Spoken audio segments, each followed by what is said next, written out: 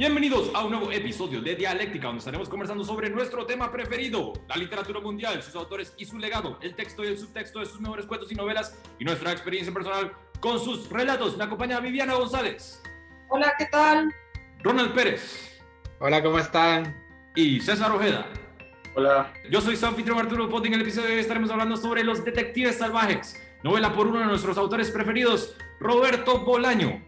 Pero antes me gustaría utilizar esta oportunidad para promocionar una nueva red social llamada Hi-Ho. Yo sé lo que deben estar pensando todos, pues ¿quién tiene tiempo o ganas para añadir otra red social a su celular? Pues esta pienso yo que vale la pena. Hi-Ho es una aplicación dedicada a fomentar excelentes conversaciones sobre distintos temas y por el momento apenas va comenzando con una audiencia y contenido principalmente en inglés, pero ha abierto una cuenta de dialéctica para los que nos escuchan tengan la oportunidad de interactuar con nosotros y podamos en conjunto dialogar sobre lo que estamos leyendo y demás. Si les interesa, en el App Store de su celular encontrarán la aplicación Hi-Ho.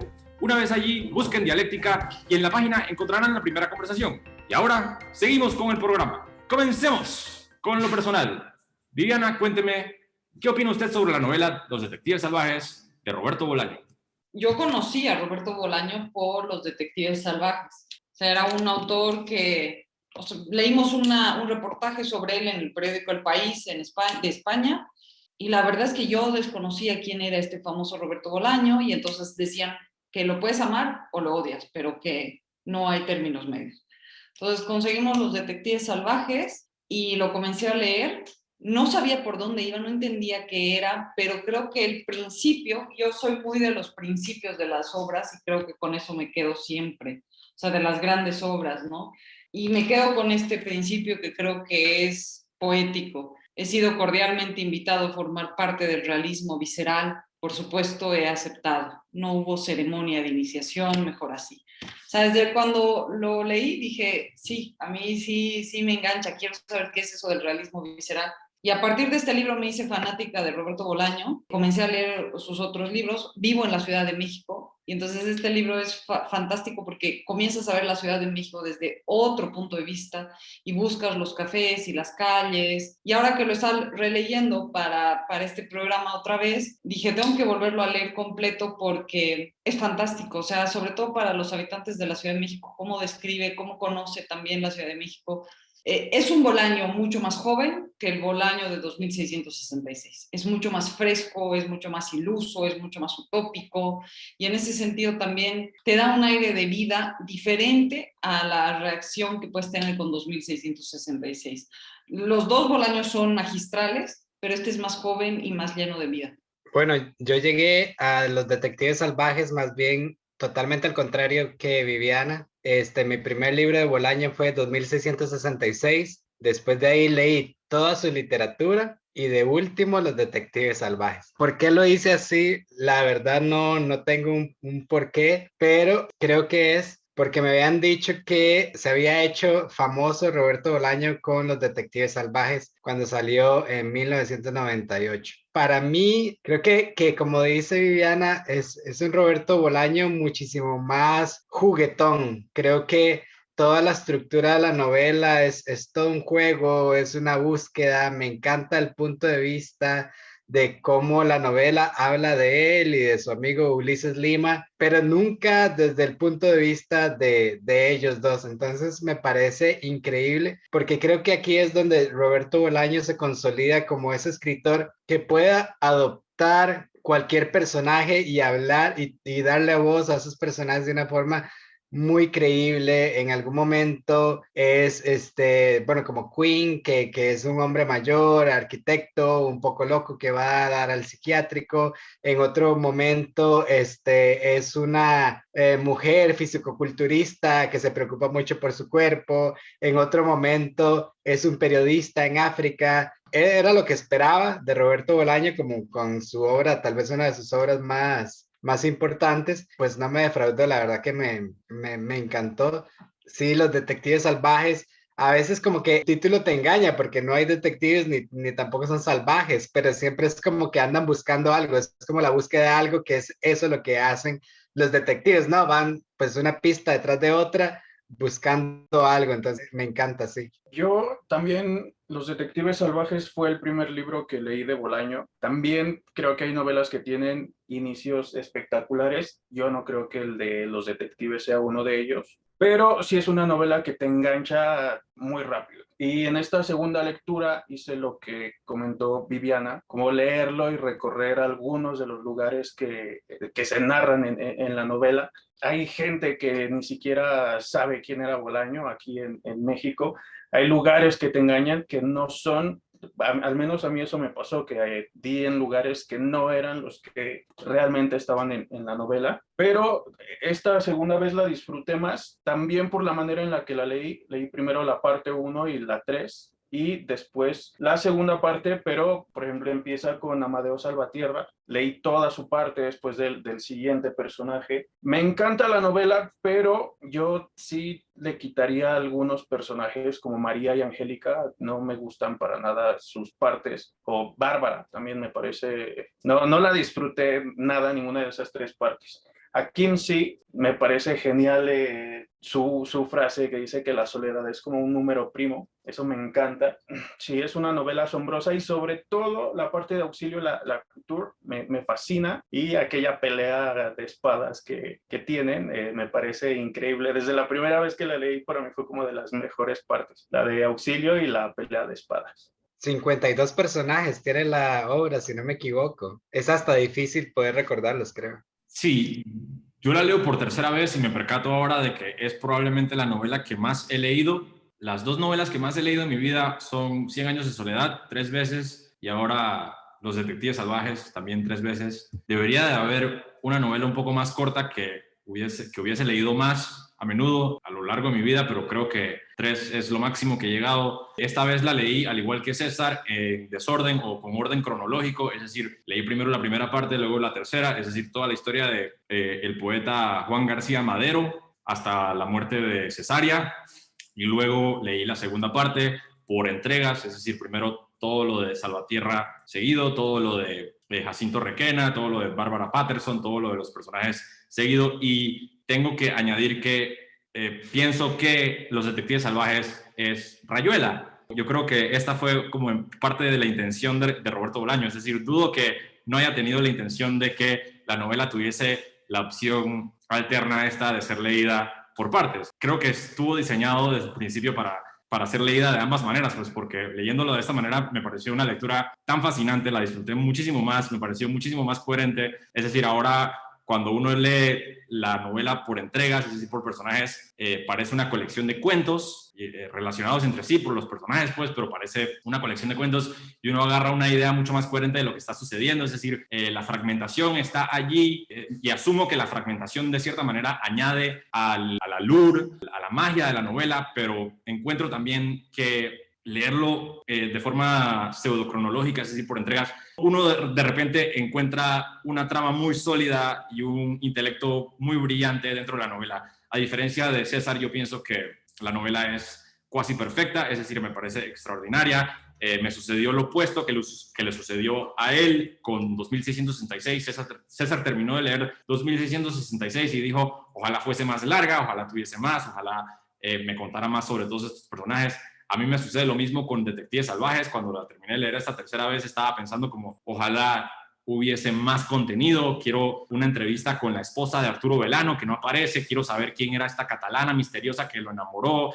Quiero saber más sobre todos estos personajes. El crítico que tiene una pelea con él solamente tiene una entrevista, una entrega en donde habla sobre su propia teoría en torno a la crítica o el papel de la crítica en torno a la obra en sí y el tiempo. Como que me faltó tanto, me faltó mucho más, pero de todos modos fue una experiencia iluminadora para mí, pues ha sido como una experiencia pseudo espiritual. Una de las mejores experiencias literarias que he tenido en toda mi vida ha sido esta tercera relectura de Los Detectives Salvajes con un orden a lo Rayuela. Y le recomiendo al público de Dialéctica que ya haya leído Detectives Salvajes, porque Detectives Salvajes definitivamente se tiene que leer por primera vez en orden, como está escrito. Pero le recomiendo al público de Dialéctica que si están interesados en volver a leerla, que se tomen la molestia de leerla de esta manera, pues primera parte, tercera parte, luego cada entrega por separado, porque uno agarra así un contexto muy, muy, muy interesante, pues. Y será interesante cuando lleguemos al tema de la temática, pues, o de la temática en sí, que quería abarcar Bolaño aquí. Estaba contando una historia sobre los real visceralistas, ¿por qué? ¿Qué hay detrás de la ventana? Claro, esta pregunta subjetiva no tiene respuesta concreta, pero creo que todos podemos aquí sacar una, como en la buena literatura, una interpretación. A mí hay algo que me gusta mucho de leerla a cómo está entregada la obra, y es que al principio no lleva rastro de la cantidad de personas que hay. Entonces conoces a uno, conoces a otro y te encariñas con uno. Por ejemplo, para mí uno de los mejores personajes es Amadeo Salvatierra, y creo que, bueno, todo el cuento de Amadeo Salvatierra pasa en una noche en donde llegan a buscar el libro este donde vienen los poemas de Cesárea. Y a mí ese personaje me encanta, pero me gusta que lo conocí una vez y pasaron otros personajes y pum, te vuelve a salir. Entonces como que a veces, ay, mi amigo Amadeo volvió, y es como la vida real, ¿verdad? No pasas todos los días con un solo amigo, sino que lo ves una vez al mes o una vez cada 2 meses, una cosa así. Entonces te da esa sensación de reencuentro, que si lo lees como toda la trama de Amadeo Salvatierra de una vez. Entonces, la sensación de reencuentro con ciertos personajes después de no haber escuchado mucho de ellos en otras páginas, para mí es muy grata, y creo que es una de las mejores cosas que entrega también la novela. Por ser una novela tan larga, ¿verdad? A veces hasta se te va el hilo totalmente de lo que estaba hablando Amadeo. Cuando te sale en el siguiente capítulo, pum, o sea, tu mente te vuelve y retomas toda la historia. Entonces creo que esa sensación de reencuentro es muy bonita. Hace poco Ronald mencionó que quiénes son los detectives salvajes. Pues yo creo que los detectives salvajes son los lectores de la novela. Es decir, yo creo que está fragmentada de esta manera a propósito porque la intención de Roberto Bolaño fue que el lector pusiese de su parte y agarrara estos fragmentos y los juntara de cierta manera para sacar una coherencia de aquello. Pues yo creo que tiene razón en que la estructura de la novela tiene muchísimo mérito. A la misma vez concuerdo con el hecho de que si uno quiere como que encontrar el hilo narrativo, es decir, por ejemplo, la primera vez las primeras 2 veces que la leí no pude haber dicho particularmente a dónde fue Ulises Lima y cuándo. Y ahora puedo decir con exactitud que después de que asesinaran a un policía y huyeran de México, Ulises Lima primero viajó a París. En París vivió con un grupo de hippies, luego se mudó a Tel Aviv por un rato. En Tel Aviv encontró a su exnovia lo rechazó, después se mudó a Viena. En Viena conoció a un criminal, el criminal Heimito Kunz. Luego regresa a Tel Aviv con el criminal, luego lo arrestan de regreso en Viena, regresa a México, luego se va a Managua, se une a un grupo de poetas que viaja a Managua para recitar algo con un grupo de sandinistas, se pierde en Managua, se une a la guerrilla sandinista y desaparece por muchos años hasta que regresa a México muchos años después. Es decir, le encontré como esta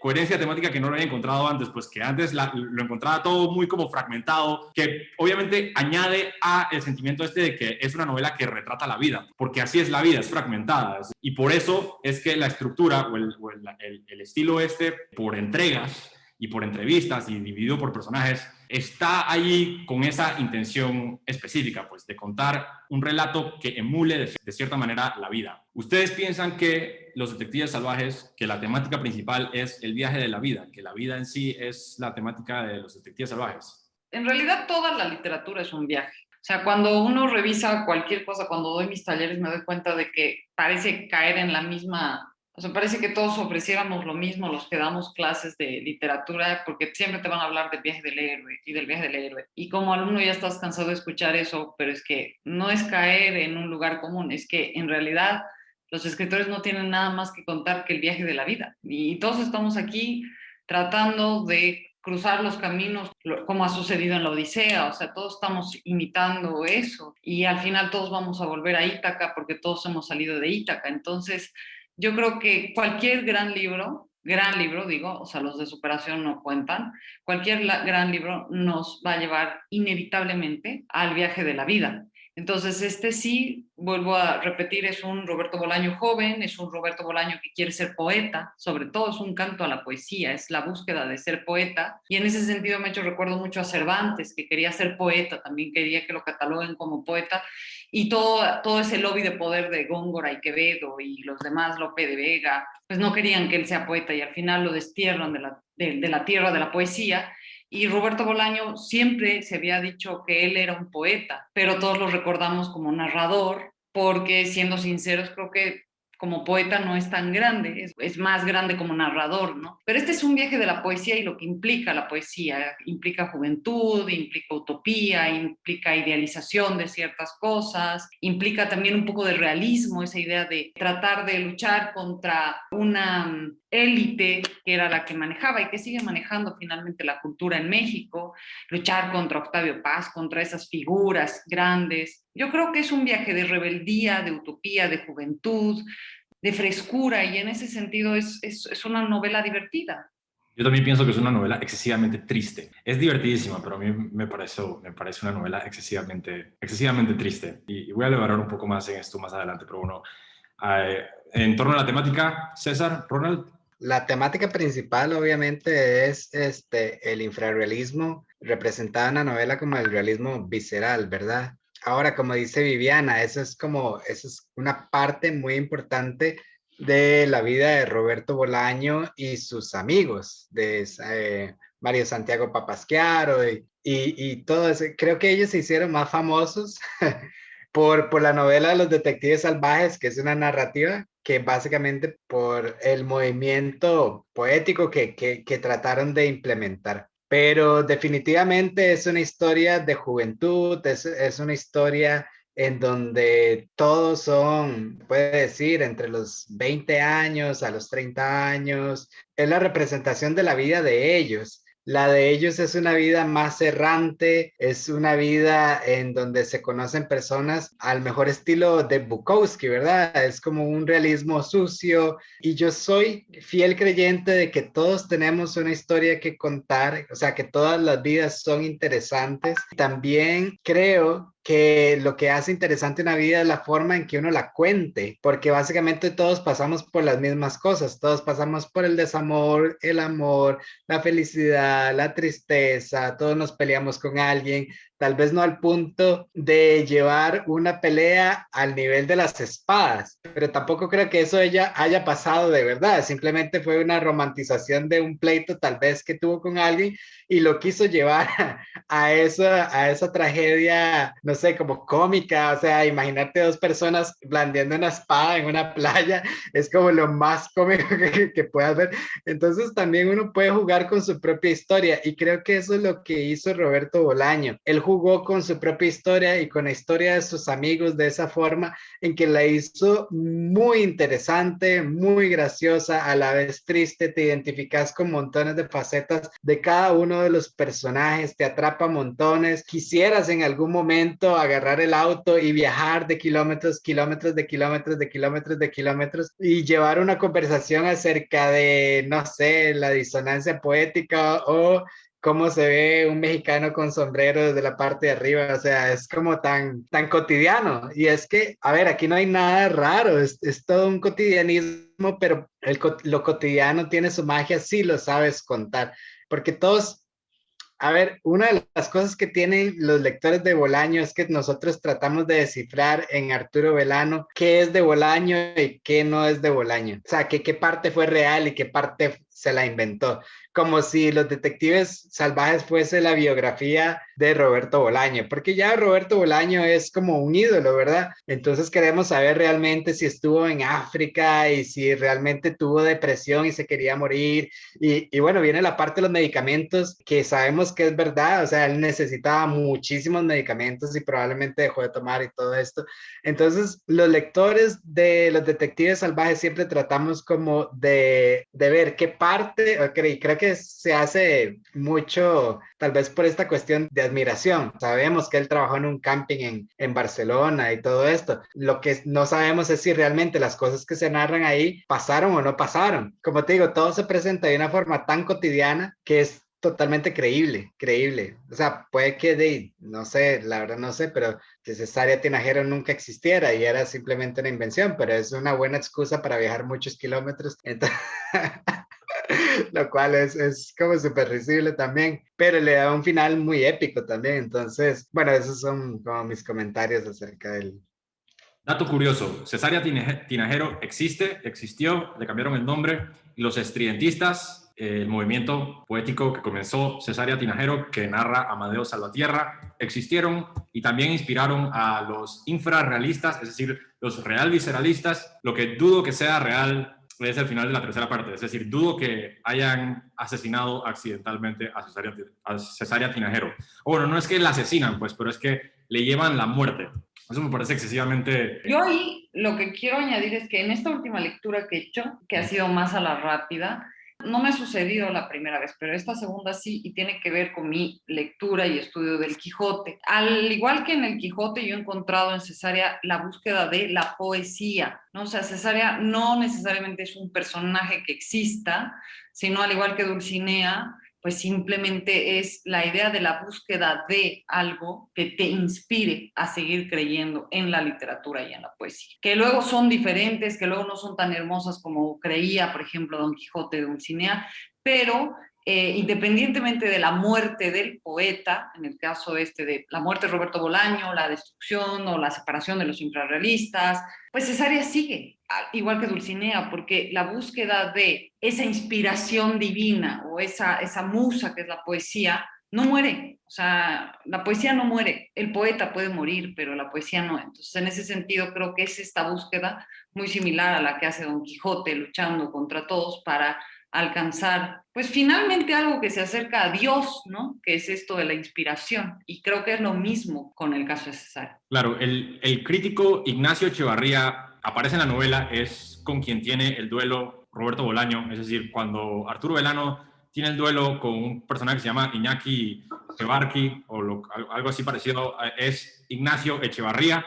Arturo Belano tiene este duelo con este personaje porque en la vida real sí se pelearon y luego se volvieron muy buenos amigos, y él en una entrevista describió la novela como la capitalización de la experiencia de Roberto Bolaño como poeta infrarrealista. Es decir, que Roberto Bolaño trató de empezar este movimiento que eventualmente fracasa y luego resurge, y resurge principalmente por los detectives salvajes. Es decir, que antes de la publicación de Los Detectives Salvajes, y lo que narra Los Detectives Salvajes, según lo que yo veo también, es la historia de un fracaso. Es la historia de un fracaso de un movimiento. Estos jóvenes idealistas, utópicos, comienzan con la esperanza de que van a cambiar el mundo, y las últimas páginas de la segunda parte narran la historia de cómo Ulises Lima, primero que todo, hace las paces con Octavio Paz, se encuentra con Octavio Paz en un parque, y Octavio Paz le dice a la secretaria: este tipo en los años 70 me trató de secuestrar.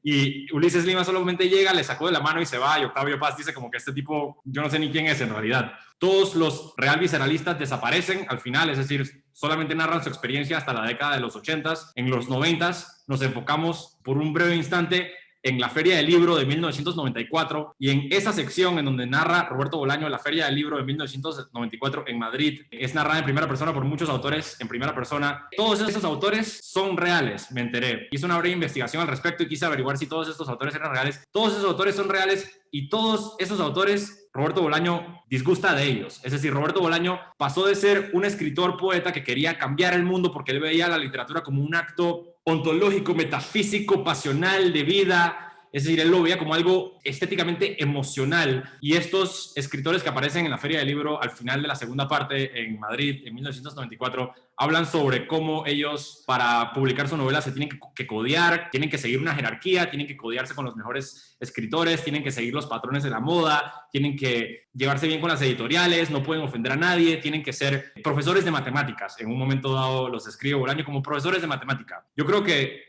la novela, desde mi punto de vista, trata con el fracaso de este movimiento. A la misma vez, irónicamente, es un éxito por el hecho de que la novela cataloga, capitaliza y lo vuelve historia. Es decir, que sin Los Detectives Salvajes es muy posible que los infrarrealistas y los real visceralistas no hubiesen sido tan leídos como lo son hoy. Es decir, hoy en día han cumplido la meta de llegar a la historia de la poesía y de la literatura gracias al hecho de que Roberto Bolaño se sentó y escribió su experiencia, pero su experiencia es principalmente una que trata con el fracaso, es decir, con la juventud. Eventualmente, Roberto Bolaño se convierte en un escritor de novelas exitoso y claro, sigue teniendo contiendas y sigue siendo argumentativo y sigue peleando por su propia visión de lo que es la literatura, pero lo que narra los detectives salvajes, particularmente esta segunda parte y la tercera parte también, pues en realidad la novela por completo, creo, narra la historia de un grupo de jóvenes idealistas que por un momento sintieron las ganas de cambiar el mundo y eventualmente van desapareciendo y se van uniendo a la fuerza laboral. Poco a poco cada uno se va convirtiendo en profesor, cada uno va dejando atrás la poesía, algunos se vuelven locos, algunos mueren, otros se suicidan. Es decir, la historia es muy trágica al final. Es decir, en el fondo de los detectives salvajes hay una historia muy, muy trágica. Y yo creo que por eso es que Roberto Belano,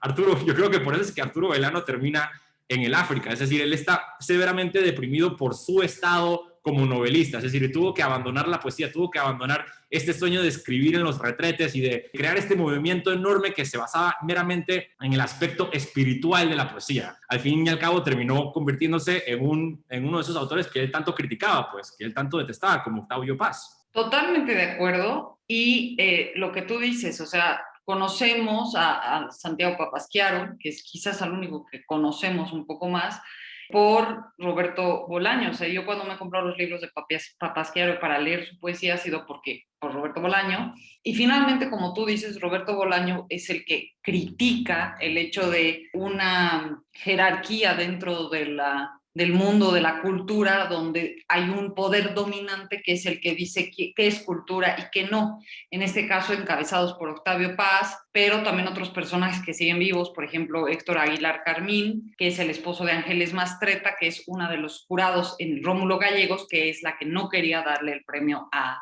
Roberto Bolaño. Pero ese grupo de élite, y César no me va a dejar mentir, sigue manejando la cultura en este país. O sea, son los que dicen qué es cultura, que no, este funciona y este no. Y finalmente, para ser escritor, pues sí te tienes que codear con esa aristocracia para que te publiquen, porque si no eres un X y eres un paria prácticamente, ¿no? Y lo que sí narra esto es esa literatura auténtica, esa poesía auténtica, ¿no? Independientemente de que Anagrama me publique o Planeta, etcétera, yo quiero ser poeta, yo vivo como poeta. Entonces yo respiro como poeta, aunque me muera de hambre, ¿no? Y es esa idea de la poesía a pesar de todo, de que no importa lo que suceda, no importa que no haya que comer, la poesía está sobre todo. Y finalmente, como tú dices, tristemente, porque así funciona el sistema capitalista, estos jóvenes que en un principio eran medios troscos y demás, sin estar afiliados como tal a un partido, pero sí eran de izquierda, con Roberto Bolaño ahí, termina Roberto Bolaño porque no tenía de otra, porque tenía que dejar para comer a sus hijos, termina firmando contratos con Anagrama, termina siendo un grande como Octavio Paz, termina convirtiéndose en todo lo que había odiado, pero es que este mundo no te deja salir a otra cosa, ¿sabes? Y estos infrarrealistas, hay algunos casos que los han visto en las calles de la Ciudad de México, pues siendo mendigos y demás, ¿no? Es esa idea del poeta marginal, el poeta cercano a la prostitución, el poeta mendigo, el poeta como la imagen del que no pertenece al mundo. O sea, puedes estar así toda la vida y tener 70 años y morirte de hambre y ser un poeta que camina a las calles y que vive de su poesía vendiendo dulces o sus poemarios, etcétera. Es muy difícil la vida de un poeta real y auténtico. Otra cosa es ser un escritor que viene y firma un contrato y luego le van a hacer la serie en Netflix y no sé, ¿no? O van a hacer una película, etcétera. Entonces, ser un poeta auténtico, creo que son esos poetas de las calles de la Ciudad de México, que la Ciudad de México tiene personajes variopintos y exquisitos, de gente media loca que encuentras por la Merced o por el centro y venden sus poemarios o te hablan o esas cosas, ¿no? Y ahí están los verdaderos poetas, pero pues no van a firmar un contrato con Anagrama, evidentemente. Antes de seguir, me gustaría añadir que Viviana tiene un poemario. ¿Puede mostrar la portada, Viviana? Sí, hoy he recibido mi poemario. Y justo hablando de Roberto Bolaño, para hacer la publicidad, pues estaba viendo con qué iba a empezar mi libro. Pensé con un poeta boliviano al que me gusta mucho, pero al final fui con Roberto Bolaño y mi libro empieza con un epígrafe que dice: solo la fiebre y la poesía provocan visiones, solo el amor y la memoria, no estos caminos ni estas llanuras, no estos laberintos. Roberto Bolaño, que para mí sigue siendo un grande. Así que estoy muy emocionada porque pues Roberto Bolaño ha marcado mi vida definitivamente. Excelente, excelente, excelente. Mi novela también comienza con una frase de Roberto Bolaño, pero a mí no me han publicado. No sé si exista una manera de ser un poeta auténtico, como dice Viviana, porque creo que al final cada poeta expone su poesía a su manera. Entonces, no sé, con Bolaño, aunque no he leído tantos de sus poemas, me ocurre lo mismo que, por ejemplo, con Kerouac, que Kerouac me parece fantástico narrando, pero como poeta realmente no creo que sean grandiosos. Creo que es una novela que no se puede considerar como triste, como trágica. Creo que es una mezcla de todo. Por ejemplo, la parte de Jauregui me encanta, pero es muy triste. La parte de Auxilio también me parece fantástica, pero es tristísima también. La pelea de espadas me parece fascinante, es divertida y creo que sí lo que dice Rodan es completamente cierto, que es una manera de romantizar la vida, algo que seguramente no ocurrió de esa manera, pero que Bolaño le da su toque literario. Es una novela autobiográfica en partes, lo creo indudablemente, y la tercera parte con El desierto me recordaba mucho a los escenarios de Márquez, un clima árido, caluroso y que no se evoca cierta locura. Me remitió a eso. Creo que Bolaño lo que hacía era, igual que Pizarnik, vivir su vida de manera poética. Sí, tal vez se convirtió al final de su vida en lo que odiaba, pero ¿de qué manera habríamos podido conocer la obra de Bolaño si no fuera publicado? Creo que era algo que tenía que pasar. No había otra manera de que ocurriera. Y lo que decías con Rayuela, en mi edición, que es de Alfaguara, Enrique Vilamatas dice que es un carpetazo histórico y genial a Rayuela de Cortázar, una grieta que abre brechas por las que habrán de circular nuevas corrientes literarias del próximo milenio. Creo que esto tiene un peso de suma relevancia porque, en definitiva, creo que Bolaño marca la nueva narrativa, lo que debería de ser la nueva novela, no solo latinoamericana, creo que lo que debería ser la nueva novela mundial. Innova de muchas maneras para mí. Hay capítulos que son auténticos monólogos, su narrativa en cuanto a su narrativa, creo que sí roza la perfección. Creo que sí está exquisitamente bien escrita. Que yo le quite a algunos personajes o que haya personajes que no terminen de encantarme, no significa que no esté bien escrito. Si Bárbara no me gusta es porque el personaje no me gusta, y eso es algo enorme de un novelista, que haga que un personaje te pueda chocar. Eso es fantástico. Es como un actor que actúa perfectamente su papel y lo detestas. ¿Por qué? Porque lo está haciendo bien. Creo que Bolaño tiene eso y lo consigue, al menos en esta novela y en 2666, de una manera asombrosa. En una entrevista, Roberto Bolaño describe que toda novela debería de tener mucho más que un argumento, y describe eso diciendo: toda novela debería de ser un cruce de voces, no debería de haber una voz en una novela debería de ser polifónica. Y después dijo en esa misma entrevista: debería de ser un juego de espejos. Y esas dos frases, cruce de voces, juego de espejos, se han quedado conmigo por mucho, mucho tiempo. Es decir, para mí las entrevistas de Roberto Bolaño son casi tan importantes como su literatura. Es decir, para mí son casi como arte. Escucharlo hablar sobre la literatura me entusiasma tanto a mí como leer su literatura. Es decir, me parece sensacional. Y pensando en eso, pues pienso que sí, sus grandes obras, 2666 y Los Detectives Salvajes, son novelas polifónicas, son novelas que cruzan voces. Es decir, Los Detectives Salvajes literalmente tiene 52 voces, 53 si contamos al poeta García Madero, todas las voces excepto la suya, por alguna razón, pues, aunque todas de cierta manera son su voz, todas le pertenecen y todas compiten con un juego de espejos. Y por eso es que me gusta la parte de Bárbara Patterson en particular, porque va en directa juxtaposición con la parte de Rafael Barrios. Bárbara Patterson y Rafael Barrios encapsula también la idea esta del movimiento fracasado. Bárbara Patterson y Rafael Barrios son dos poetas real visceralistas que se mudan a los Estados Unidos y dejan atrás la poesía, pero Rafael Barrios, cuando habla sobre el movimiento real visceralista, dice como que éramos todos Dennis Hopper en Easy Rider, éramos revolucionarios, éramos unos poetas, íbamos a cambiar el mundo, e inmediatamente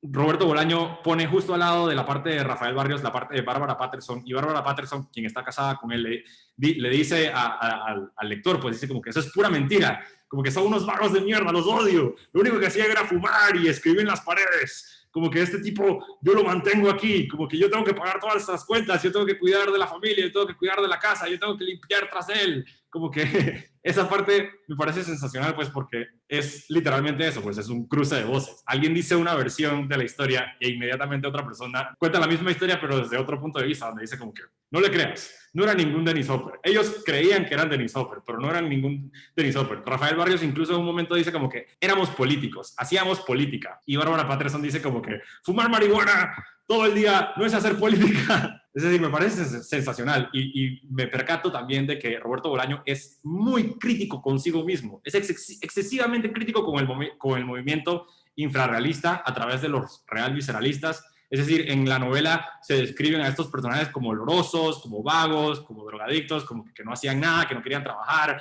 La novela no tiene ni un ápice de vanidad. No hay ni una gota de vanidad en torno al personaje de Roberto Bolaño, es decir, o al personaje de Ulises Lima, o el personaje de Mario Santiago, o cualquiera de los infrarrealistas. Roberto Bolaño es muy crítico con el movimiento, incluso más crítico con ellos mismos que con Octavio Paz, porque pone también la versión de Octavio Paz. Añade también las opiniones de las personas que apoyaban a Octavio Paz. Es una novela polifónica, es una novela que claramente retrata parte de su vida, la convierte en literatura, pero en ningún momento es Roberto Bolaño tratando de hacerle saber al mundo lo grande que fue él en su juventud y las muchas cosas políticas y los movimientos exitosos que tuvieron. Es decir, es Roberto Bolaño escribiendo la mera verdad y triste verdad, como que quisimos cambiar el mundo, quisimos iniciar este movimiento político trotskista porque eran lectores de Trotsky, querían que la poesía se escribiese en papel higiénico, en paredes, que la poesía se viviese y de cierta manera estaban viviendo una fantasía. Y no es hasta que se escribe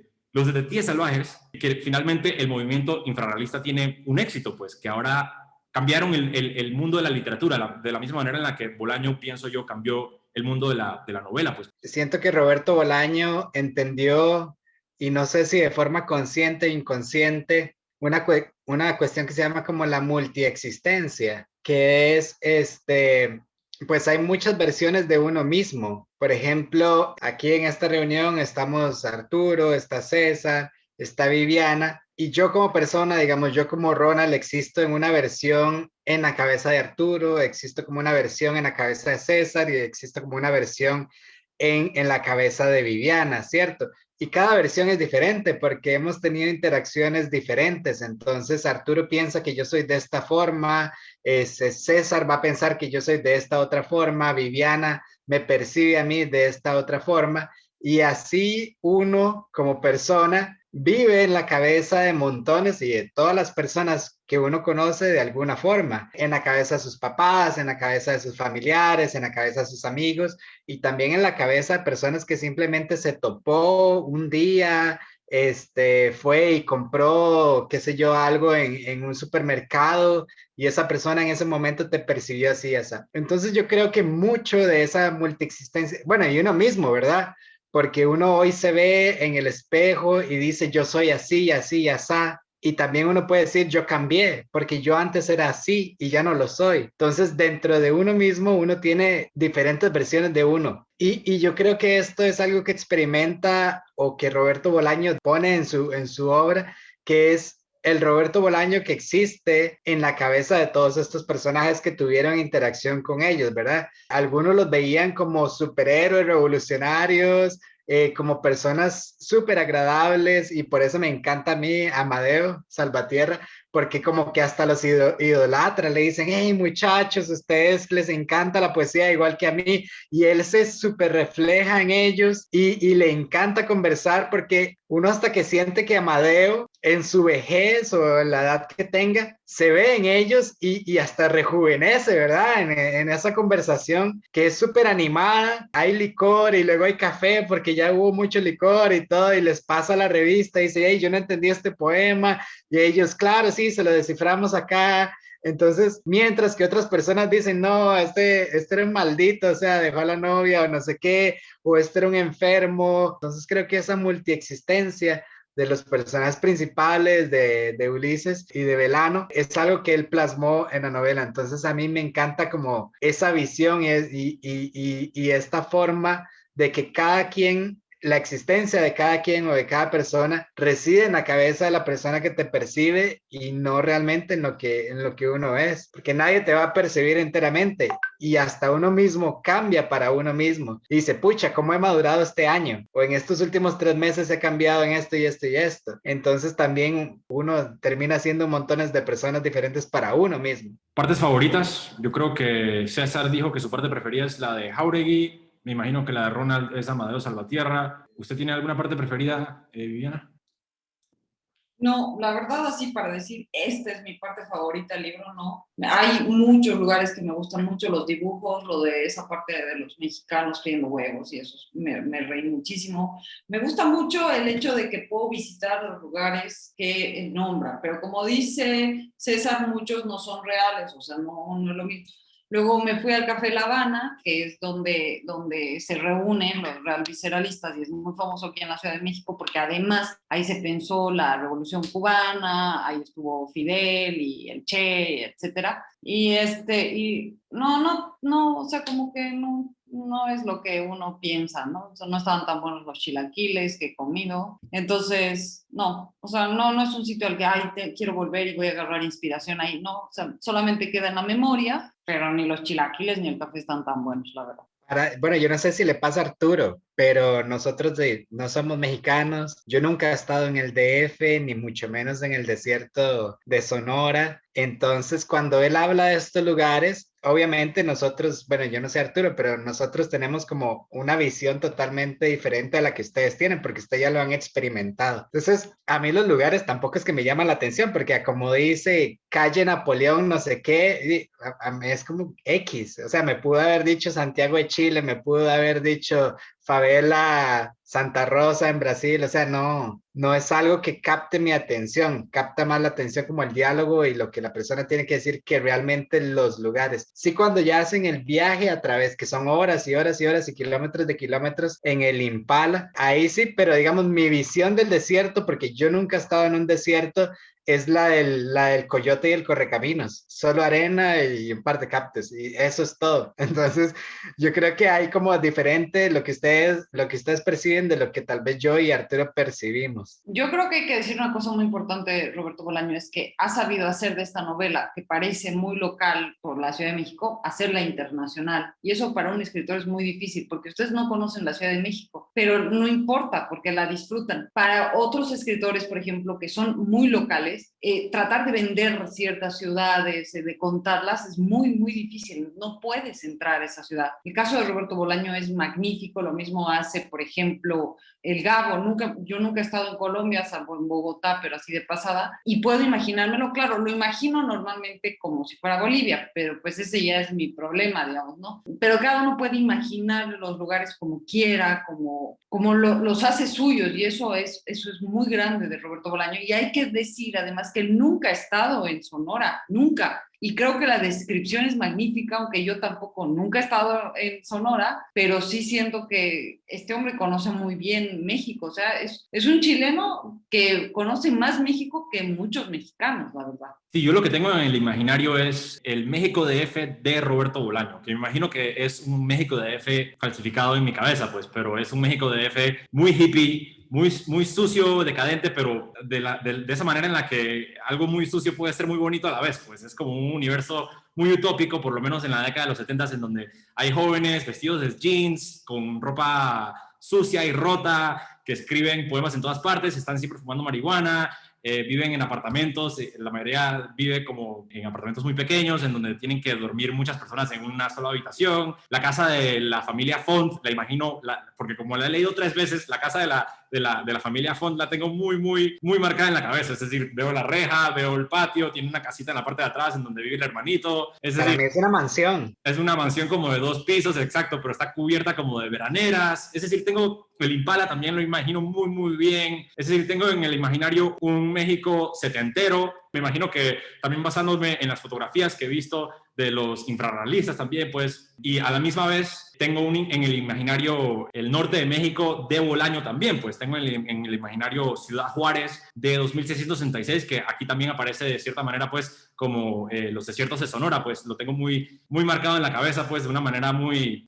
supongo que pintoresca, pero vital, de cierta manera. Pues no es realista la imagen que yo tengo de estos universos, pues porque no he estado allí, o sea que no tengo nada con qué reemplazarlo, pero lo veo todo como con un tono sepia y muy imaginado. Pero a la misma vez también tengo los apartamentos de París, en donde vivió Ulises Lima con un grupo de hippies. Y también tengo el apartamento de Norman Boltzmann y de Claudia en Tel Aviv, es decir, donde también Ulises Lima viajó y se quedó en el sofá por un rato. Tengo en la cabeza las planicies de África, en donde Arturo Belano se pierde para siempre. Tengo en la cabeza un Barcelona muy seco y muy triste y muy decadente, pero es decir, muy limpio, estéril, pero decadentemente triste, porque allí es donde Arturo Belano huye, porque después de que sucede el suceso con Cesárea Tinajero y el policía y el chulo de Lupe, Ulises Lima se marcha a París, Arturo Belano se marcha a Cataluña y ahí se queda relativamente por el resto de su vida. Eventualmente regresa de vez en cuando a México, pero Arturo Belano pues, es el que se marcha a Cataluña y en Cataluña siento que la pasa muy mal, que allí sufre muchísima soledad, muchísima desolación, y nos enteramos de todas estas historias de Arturo Belano a través de un personaje que se llama Edith Foster. Ella cuenta la historia del vigilante, ella ni siquiera lo menciona por su nombre, es decir, dice como el vigilante, y el vigilante es Arturo Belano y se enamoran y bueno, esa parte es una de mis preferidas probablemente, pues. No sé si es mi personaje preferido es Kim. Mi parte favorita es la de Auxilio. Digo, como la iba leyendo, primero pensé que era la de Jáuregui, pero no, mi parte favorita es la de Auxilio, después la de Jáuregui, yo creo que después la de la pelea de espadas, porque eso desde la primera vez fue increíble.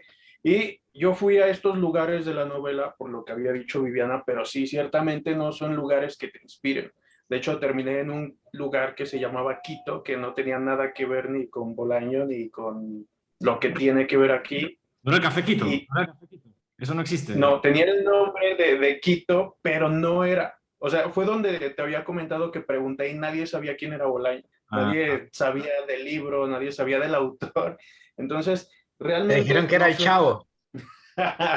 Sí, ese chiste que es pésimo y que muchas personas lo hacen y que realmente confunden a Bolaño con Roberto Gómez Bolaño, que es algo súper tonto, pero bueno. Sí, no son lugares que te inspiren. Yo creo que tiene mucho que ver con la época que nosotros vivimos y la que vivía o la que vivió Bolaño cuando estuvo en México. Lo que dice Viviana, sí, su retrato de Sonora es impecable. Yo no sabía que no había estado en Sonora. Yo habría dado por hecho que sí visitó Sonora, recorrió las calles de Sonora, igual que lo hizo con las del centro de la ciudad. Y quería decir que cuando yo supe que Mastretta no se negaba a que Bolaño ganara el Rómulo Gallegos, nació como esa inquietud de leerla y leí su novela más reconocida, que es Arráncame la vida. Creo que fue el peor libro que leí en el 2020. No me gustó en absoluto, me parece... Y eso me extrañaba, porque no entiendo por qué, o sea, no sé si ustedes sepan, pero no me cabe en la cabeza por qué no quería que lo ganara, o por qué tenía como esa batalla que también hay con por ejemplo, Isabel Allende. Pero, por ejemplo, Isabel Allende me parece fantástica, La Casa de los Espíritus, es una novela que me encanta, pero no me pasó lo mismo con Mastretta. Con Mastretta sí tuve una repulsión enorme, me costó mucho terminar el libro. Hay una parte que me choca donde se menciona tantas veces el verbo coger, que el personaje dice, quiero coger, ¿quieres coger conmigo? No, coger con la Bibi, pero sí cogimos. Se me hace como una narrativa tan absurda. Y de Jáuregui me encanta su parte porque creo que es totalmente ajena a lo que son los demás personajes. Que por ejemplo lo que decía Ronald, que Salvatierra se ve, yo también siento que se ve reflejados en ellos. Siento que recuerda su juventud y lo que cuenta que vivió con Cesárea Tinajero. Pero por ejemplo de Jáuregui me encanta esto que dice, se puede conquistar a una muchacha con un poema, pero no se le puede retener con un poema, vaya, ni siquiera con un movimiento poético. Creo que eso la aleja completamente de lo que es Los Detectives Salvajes, y creo que por eso me gusta tanto y por eso es mi segunda parte favorita.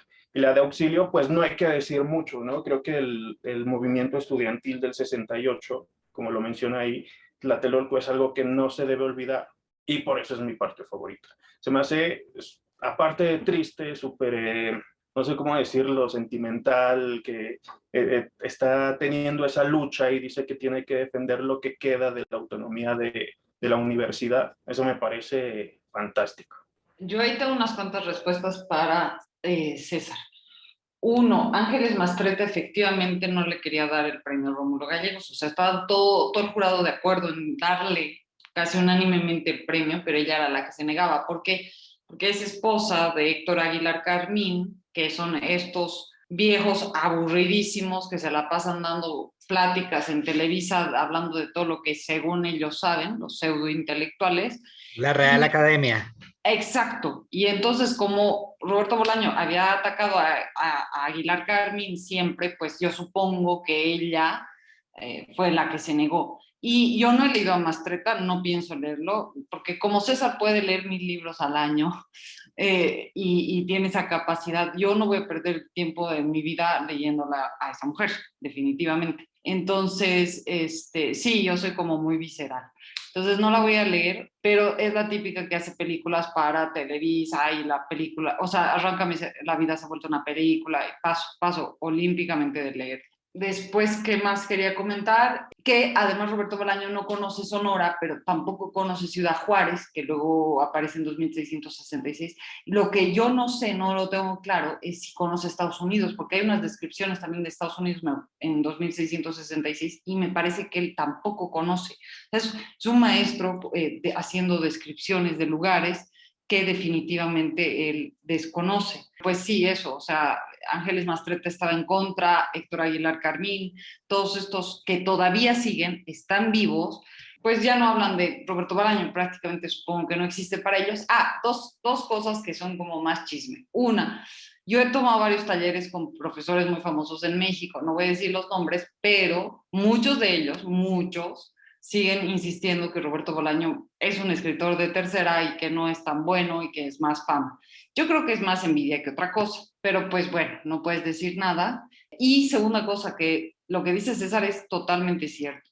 En México no todos conocen a Roberto Bolaño, no todos lo conocen. Ya cada vez más, los snobs sobre todo han sido los que han empezado a leerlo y por eso primero como que no me animaba a leer, pero después sí. Y un día me pasó, no voy a decir el nombre, tampoco quizás ella vea este programa, que yo estaba leyendo 2666 y una mamá de un amiguito de mi hijo me dice, ay, ¿qué estás leyendo? Pues 2666 y me dice, Roberto Bolaño, y como que iba a decir del Chavo y tal. Y antes de que diga, porque de verdad me molesta mucho que suceda eso, le he dicho, es un escritor chileno. Y entonces ya no me dijo nada, pero de verdad era como, tenía que decirlo antes de que digas que es el Chavo, o sea, no. Yo tengo una opinión acerca de los lugares. Hay dos lugares de Roberto Bolaño que se repiten como en varias novelas. Santa Teresa, obviamente, y Villaviciosa, creo que se llama. Villaviciosa. No sé si leyeron Llamadas Telefónicas en donde viene el cuento del gusano. Es un cuento muy famoso. Villaviciosa es como la antesala de Santa Teresa.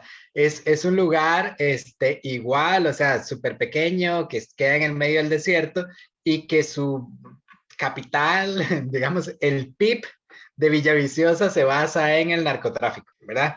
Entonces, bueno, el gusano, pues es una persona que vive exactamente eso, del narcotráfico, del tráfico de drogas. Y lo que les iba a decir es que tal vez, aunque él no haya estado en Sonora, para ustedes, los que viven en México, es más fácil porque, digamos, si ustedes encienden la televisión y ven las noticias o leen el periódico, les van a comentar de esos lugares. Algunas noticias irán a pasar de algún asesinato en aquí y allá, y ustedes irán a ver esos lugares, pero nosotros que no vivimos en México, pues las noticias son locales, las noticias de Costa Rica son de Costa Rica, ¿verdad?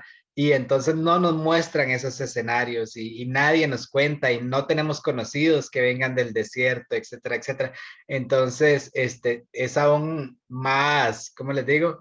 Para nosotros es aún más irreal tratar de imaginarnos. Por eso les digo, o sea, mi aproximación al desierto es el coyote persiguiendo al correcaminos. Eso es lo que yo conozco. Ustedes lo habrán visto en la televisión o algo así, pero es que a mí tampoco me lo presentan. Creo que de alguna forma las personas se pueden hacer, o Roberto Bolaño se puede hacer una idea de cómo son esos lugares por cantidad de contactos de personas que vienen de ahí, cosa que, digamos, nosotros no tenemos. Sí.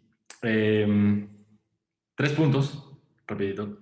Yo creo que una de las razones por la cual, y esto es digno de admiración, aunque uno esté de acuerdo con Roberto Bolaño y sus opiniones controvertidas, me parece que es digno de admiración el hecho de que él nunca censuró su opinión, o él nunca la transformó, él nunca la cambió, es decir, él sabía muy bien quién escribía bien según Roberto Bolaño, aunque uno esté de acuerdo con él o no, para él ciertas personas escribían bien y ciertas personas escribían mal, y él nunca se adaptó al medio literario para encajar, es decir, para llevarse bien con la jerarquía, por decirlo de alguna manera, pues. Porque me parece que en Los Detectives Salvajes, volviendo a esta parte de la Feria del Libro de 1994, a mí me parece que esa parte es literalmente una parodia. Él literalmente se está burlando de los escritores que dicen como, yo tengo que alabar a estos ciertos escritores específicamente para que a mí me publiquen. Y si yo me meto con uno de esos escritores, pues a mí no me van a publicar y después yo voy a quedar en el olvido. Es decir, él particularmente se está burlando del hecho de que el mundo editorial, y bueno, yo no conozco a esos escritores que ustedes mencionan y conozco a Roberto Bolaño, ya sabemos quién ganó esa contienda, pero me imagino que, me imagino que muchas personas se sienten ciertamente ofendidas pues, por el hecho de que Roberto Bolaño dijo, estos escritores a mí no me gustan, y para mí Juan Villoro, que era menor que Roberto Bolaño, Juan Villoro aparece en 2666, es decir, el nombre de Juan Villoro aparece en 2666 como este tipo es el futuro de la literatura.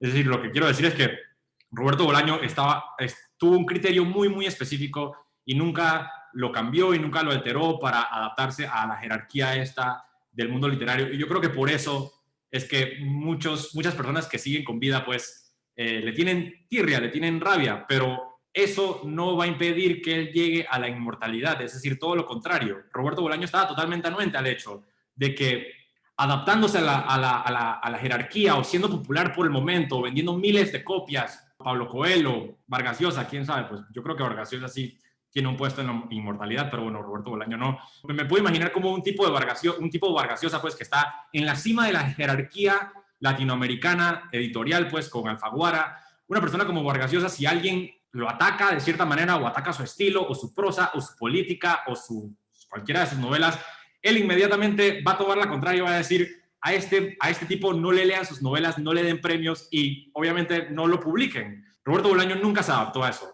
y aún así recibió ciertas alabanzas de Vargas Llosa, a pesar del hecho que estaba en contra de él. Pero bueno, mi punto es que él siempre vio el mundo de la literatura como una contienda, él siempre lo vio como un ring de box, pues su padre fue boxeador y él siempre utilizó la analogía esta de que un escritor es de cierta manera también un boxeador que cuando entra al ring tiene que competir con otros estilos, tiene que competir con otros movimientos, con otras formas de ver la literatura. Y él luchó por su forma personal de ver la literatura. Y yo creo que al fin y al cabo, él terminó ganando, ciertamente. Es que, ¿sabes qué? Yo creo que hay que también dejar de romantizar el mundo del arte y de la cultura, ¿no? O sea, uno cree que porque haces literatura, ay, todos son bien buenos, ay, todos son artistas, ¿no? La verdad es que el mundo de la literatura es una mierda, igual que el mundo del cine, o sea, es horrible, o sea, es competencias, es hablar mal del otro, etcétera, ¿no? Por ejemplo, yo quería hacer una mesa de poesía y ya me estaban diciendo los poetas, no me voy a sentar al lado de no voy a hacer con esto, ¿sabes? Y hay como, no romanticemos tanto el mundo de la cultura, porque además es un mundo de egos, o sea, que es peor todavía. Uno se cree más intelectual que el otro, uno cree que pues su palabra es mucho mejor que la del otro, entonces hay que dejar de romantizar y en ese sentido también es un mundo sucio, o sea, en el que también hay mucho machismo, también hay chicas que se tienen que terminar acostando con alguien para que les publiquen, o sea, hay que decirlo tal y cual es, o sea, el mundo de los editores son unos cochinos, o sea, lo digo abiertamente, entonces hay que dejar de romantizar que los que hacen cultura son una élite intocables y gente intelectual, ¿no? Son igual de cochinos que cualquier cuate. Y bueno, también, por ejemplo, él era muy amigo de Juan Villoro y decía efectivamente que Juan Villoro iba a ser el gran de la literatura. Ahí sí no le doy nada la razón a Roberto Bolaño, porque César no me dejará mentir que cuando se dio el sismo del 2017, Juan Villoro hizo un poema sobre el sismo, que es un poema bastante cursi y mal hecho, horrible. También es cuestión de gustos, de quién me cae bien y quién no, etcétera, ¿no? O sea, de amistades. Yo tengo grandes amigos que yo los veo grandes escritores y poetas, porque además son gente con la que, pues, comparto otras cosas. O sea, es que somos humanos, no podemos ser tan imparciales como quisiéramos dentro de todo. A mí me encantaría ser amigo de Juan Villoro y a mí me encantaría tratar de conseguir que Juan Villoro apareciese en Dialéctica eventualmente. Voy a dejar esta parte, voy a dejar lo que dijo Viviana, pero quiero dejar claro que la misión de Dialéctica es conseguir que Juan Villoro aparezca aquí. Así que, Juan, si estás viendo... Y yo insisto en que el poema del 2017 del sismo es malísimo. Está bien, pero tiene unos excelentes cuentos. Dice Arturo que Dialéctica no se hace responsable por los comentarios de Viviana.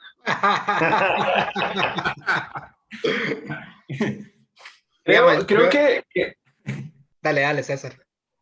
Creo que eso de que te sientas tan afectado como para pedir que no publiquen a alguien que habla mal de lo que tú haces, demuestra una fragilidad increíble en tu ego y en el autoestima que tienes hacia tu trabajo. O sea, no sé qué persona puede pensar que lo que hace le va a gustar a todo el mundo. O sea, puede ser el mejor escritor y va a haber alguien a quien no le va a gustar. Entonces, eso me parece sumamente estúpido. Yo no sabía lo que Viviana dice de Mastretta y su esposo, pero es una realidad. La pseudocultura en México está dominada todavía, y afortunadamente creo que cae cada día un poco, pero está controlada por esas grandes cadenas que monopolizan eso que llaman cultura. No hay grandes programas de literatura, de música en televisión abierta. Hay algunos en cable, pero no todas las personas tienen para pagar cable. Había antes buenos programas de literatura y que duraban, no sé, un mes porque nadie los veía o porque iba a entrar algo que podría dejar más a la cadena de televisión. Y es lastimoso eso, o sea, que no se invierta más en cultura y menos en todo ese contenido que es basura. Yo creo, aquí sumando un poco a lo que dice Viviana, es que no solamente la gente romantiza al ámbito literario y creen que la persona porque ya lee o porque ya escribe es súper culta, es súper moral y éticamente superior, etcétera, etcétera. O sea, una persona, un buen escritor no necesariamente es una persona ética y moral y no sé, y defensora de las leyes y todas esas cosas. O sea, no sé de dónde viene el engaño, pero creo que en la escuela nos meten esas cosas como si Gabriel García Márquez fuese el Superman de la moral. O sea, él escribía muy bien y hacía muy buenas novelas. Eso no quiere decir, como digamos Mario Vargas Llosa, que como político sea un buen político. Aunque muchas personas, y Mario Vargas Llosa se tira de presidente, probablemente voten por él. No porque sea un buen político, sino porque... Tengo que añadir aquí, Mario Vargas Llosa corrió para ser presidente del Perú y perdió vergonzosamente. Dato curioso. Adelante. Sí, es como creo que la gente no se da cuenta que el ser humano es un ser más sentimental que lógico y nos vamos a dejar llevar por los sentimentalismos. En una charla, como dice Viviana, de poesía, y esta charla puede ser de cualquier cosa, puede ser del deporte. Vamos a hablar de lo bueno que es el deporte para que las personas, los niños no tengan vicios. Y va a haber gente que dice, bueno, pero es que como yo soy madrilista, no quiero que hayan barcelonistas sentados a la par mía o algo así. O sea, creo que se dan todos los ámbitos y el ser humano se va a ir más por los sentimentalismos que por la lógica. Y como dice César, o sea, puede ser un escritor muy grande y tener una vulnerabilidad y tener inseguridades igualmente grandes, porque al fin y al cabo eres un ser humano y te va a doler que alguien diga, no me gustó tu novela, no me gustó tu poema, no me gustó la puesta en escena que hiciste, etcétera, etcétera, y eso le va a, depende de la autoestima que tenga esa persona, pero no podemos decir que cualquier persona que es gran escritor tenga una autoestima muy fuerte, puede ser más bien todo lo contrario. Pero bueno, eso es como un comentario que quería dar. Sí, realmente que las relaciones humanas y todos los premios de todas, o sea, no solamente de literatura, pero todos los premios se dan por cuestiones de que si soy un juez y me caíste mal, por más bueno que sea, mi ego no va a dejar que yo vote por vos. Arturo me decía algo que en Bolaño se sentía cierta inseguridad hacia lo que hacía, y yo le había dicho que yo estaba en total desacuerdo porque creo que Bolaño era consciente de sus capacidades literarias para mí. Creo que sabía lo que podía conseguir con su literatura, creo que sabía el alcance que podía tener, por eso hizo, creo yo, eso de cuando estaba al borde de la muerte, escribir su más grande obra, que yo creo que es la mejor, 2666. Y yo sí creo en eso de si tienes miedo a perder, no mereces ganar. Y creo que Bolaño es lo que demuestra con su última novela, que no tenía miedo a enfrentarse a lo que fuera y que sabía que podía hacer. Y creo que desde Los Detectives Salvajes se nota eso, porque mencionabas algo de que no había ego en la novela. Sí, ciertamente no se retrata como el gran escritor, que lo mencionamos en lo de Roth, que él sí se trata como el gran escritor Nathan Zuckerman. Bolaño no hace eso, es genial porque demuestra cierta humildad, pero yo creo que sí sabía el alcance que podía tener con su obra, sí era consciente de lo que podía hacer. Y lo que decía de Villoro, que digo, vamos, es cuestión de gustos y de perspectivas, pero que si él le parecía que él iba a ser un gran escritor, no tenía ningún recato en decirlo. Para él no estaba mal que alguien fuera o pudiera considerar a alguien mejor de lo que él era. Entonces, yo creo que Bolaño siempre supo la calidad que tenía como escritor. Yo estoy de acuerdo con César, o sea, yo creo que él sabía lo que era, sabía lo grande que era, y en ese sentido también me quedé muy bien, porque él no pretendía, por lo menos en sus primeros años aquí en México, no pretendía caer bien a nadie, o sea, él podía ser políticamente incorrecto, y es más, lo disfrutaba mucho, por eso se la pasaba insultando a Isabel Allende, por eso iban a los recitales de Octavio Paz y los molestaban, etcétera, ¿no? Porque él sabía lo que era, entonces estaba completamente seguro de que él iba a hacer historia en la literatura, pues podía darse el lujo de ser auténtico y de ser como es. Y yo creo que en la vida está bien decir, no me gusta tal escritor y podemos ser amigos igual, ¿no? O sea, igual Juan Villoro, por ahí puede ser mi cuate, pero no me gusta lo que escribe. Claro, no me citen con lo que acaba de decir, es decir, vamos a poner un poco de contexto. Es decir, estamos comparando el ego de Bolaño con el ego de Borges o Cortázar. Claro, Bolaño comparado con Borges o Cortázar era la persona más humilde del planeta, pues porque Borges vivió su éxito, Cortázar vivió su éxito. Bolaño quizás estuvo siempre consciente o inconscientemente anuente al hecho de que sobreviviría en la historia de la literatura, pero él nunca lo vivió. Es decir, no fue hasta que murió que la bolañomanía explotó, se convirtió en una religión, se convirtió en un ícono, se convirtió en algo ontológicamente, metafísicamente superior a la cima de su obra, pues es considerado como el sucesor de Borges, es decir, está por encima de Cortázar según muchos expertos.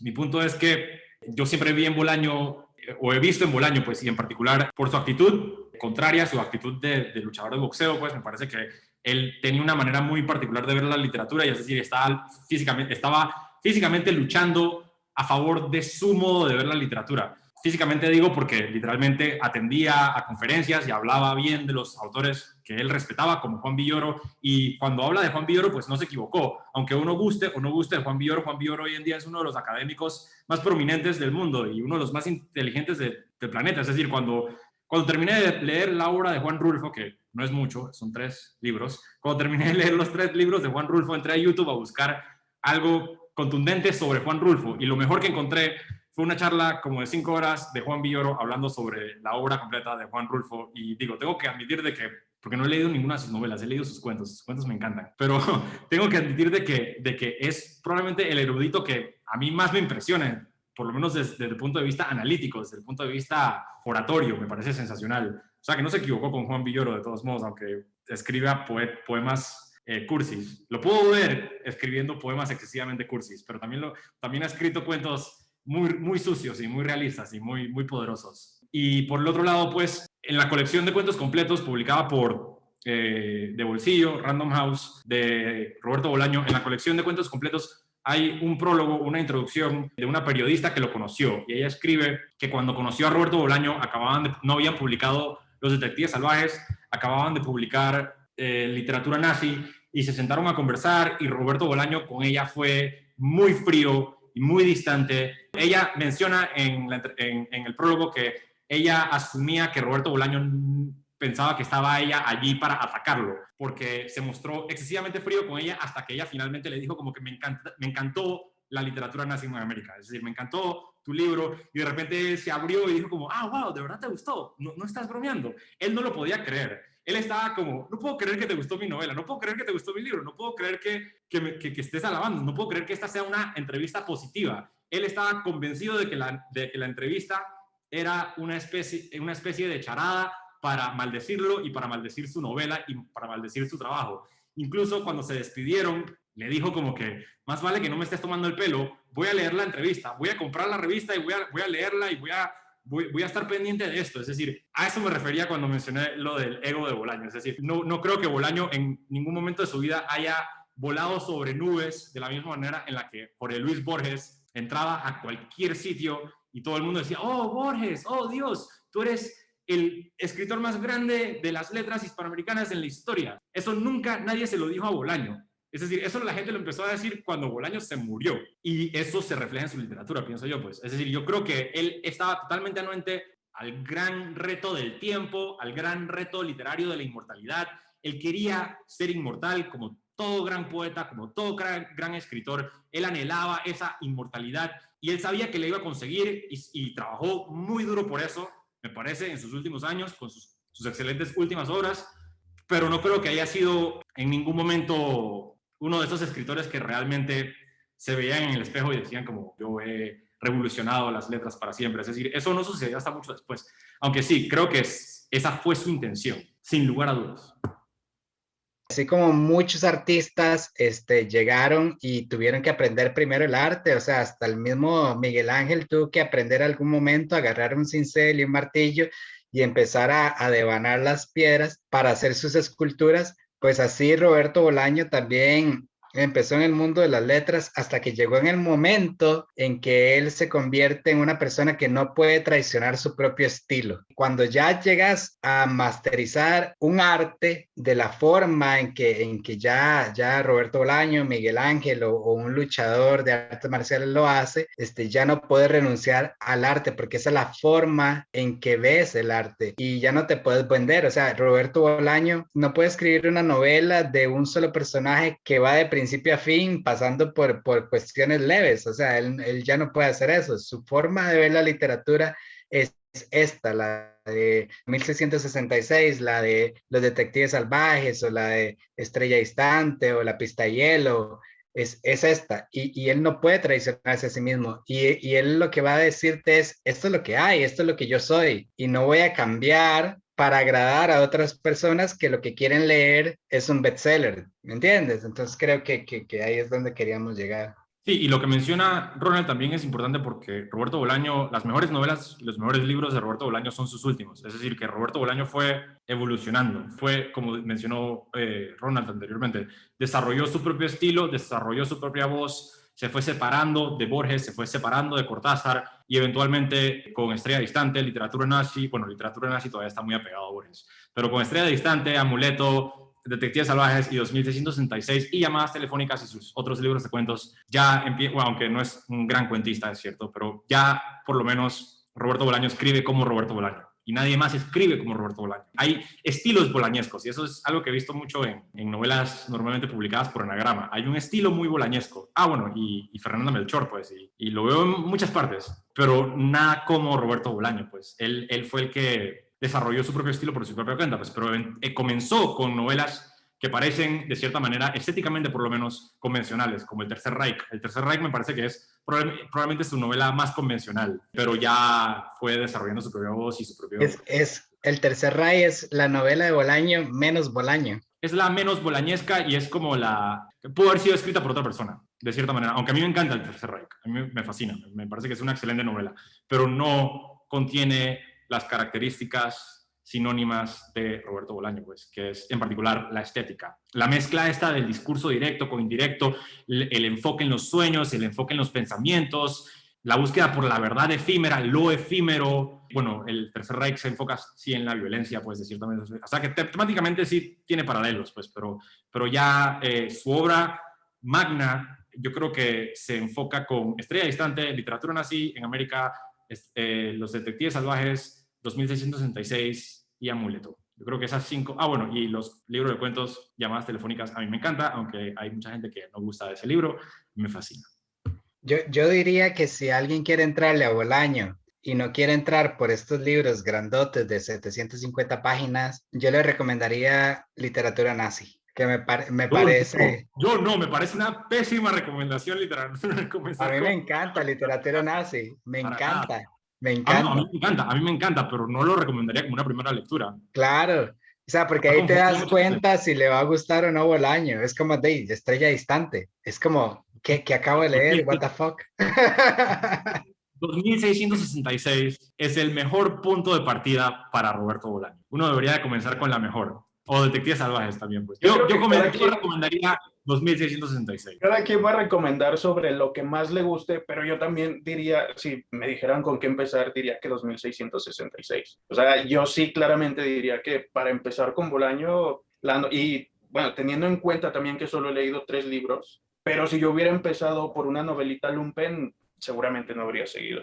Yo creo que lo que hay que recomendar es que si quieres leer, realmente te gusta leer, sería la pregunta. O sea, te gusta leer porque te tienes que, tienes que leer 2 gigantes. Entonces la pregunta es, ¿te gusta leer en el fondo? Porque mucha gente te dice, ¿me puedes recomendar un libro? Y no les gusta leer. O sea, la verdad, yo paso de recomendar libros porque luego te dicen, no, es que estaba muy aburrido. ¿En serio lo has leído? ¿Te gusta leer? ¿Has entrado en el libro? ¿Te has imaginado todo eso? Yo mejor recomiendo que no lean. O sea, si no te gusta leer y solo quieres pasar por preguntarme, mejor ni me preguntes. No leas. Paso. Claro. Yo solo quiero decir que mi comentario fue, si voy a recomendar un libro que no sea 2666 y Los Detectives Salvajes, que son los más grandes, mi primera recomendación sería literatura nazi, porque me parece que es un juego increíble. O sea, el juego de estas personas que la chica tenía una foto de pequeña en los brazos de Hitler, toda esta vaina es increíble. O sea, para mí me consumía una historia así, increíblemente. Yo recomiendo que lean primero Wikipedia y vean que es Roberto Bolaño y que es chileno, y luego ya el que ustedes quieran.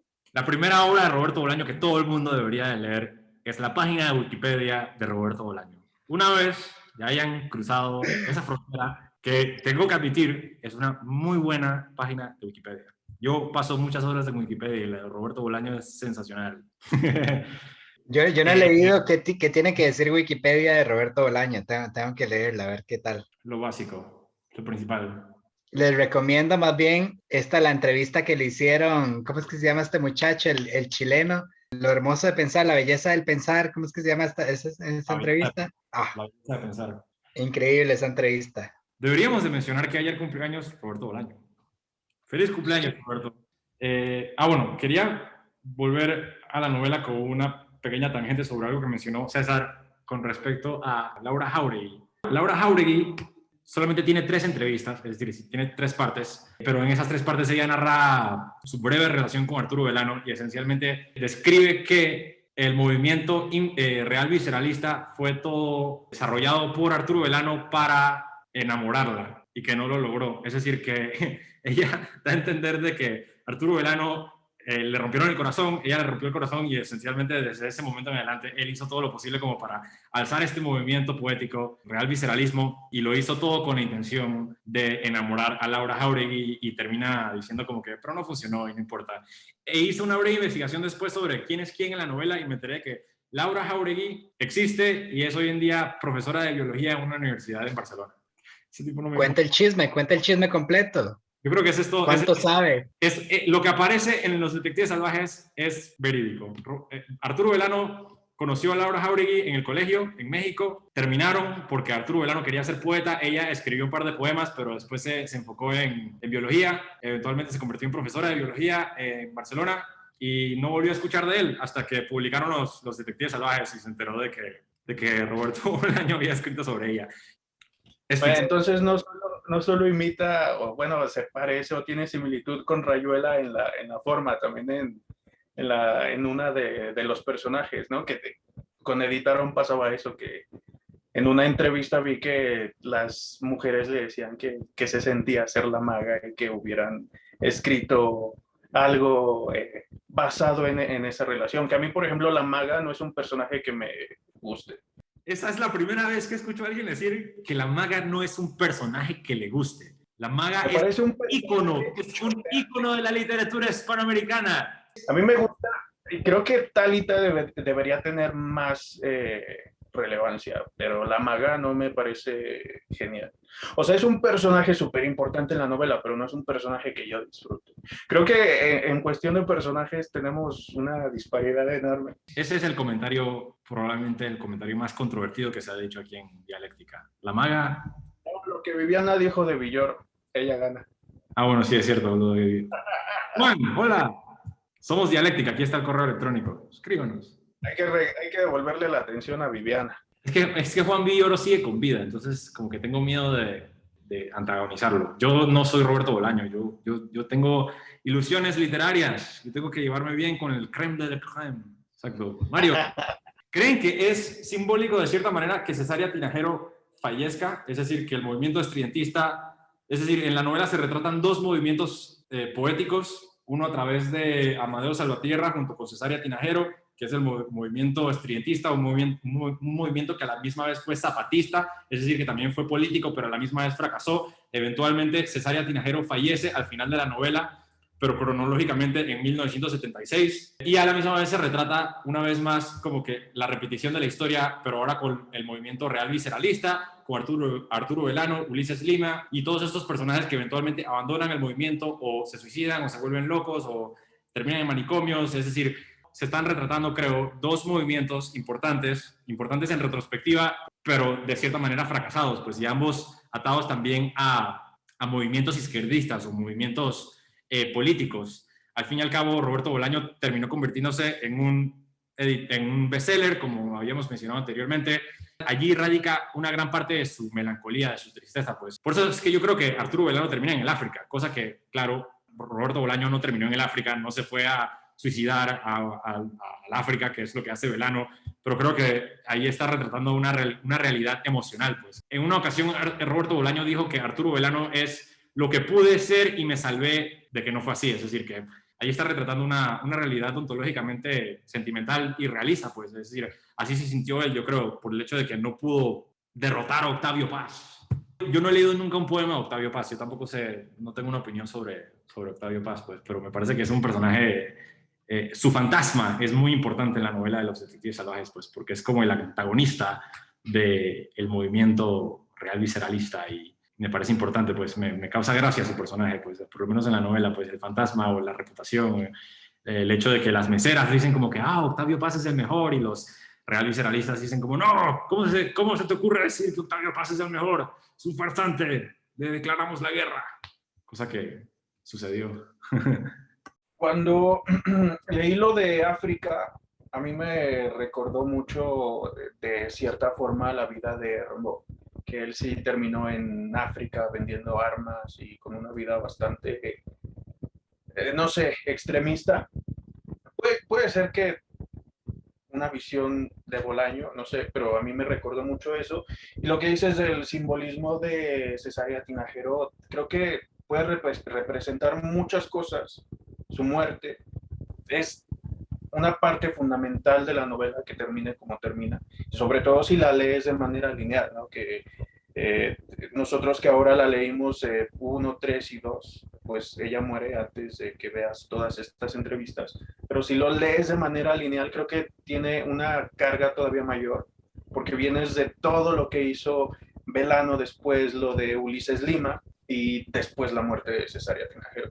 Y te preguntaba si habías leído a Mario Santiago, porque me intriga mucho lo que decías cuando él está a París. Todo este viaje que hace me parece fundamental para el personaje. Entonces, me intriga mucho. Ya pude conseguir un libro viejísimo de él que está engrapado. No creo que sea... Sí, o sea, es un librito súper desgastado y está engrapado como una especie de... Como están los cómics. No sé, yo creo que fue un trabajo manual, pero me intriga mucho por eso.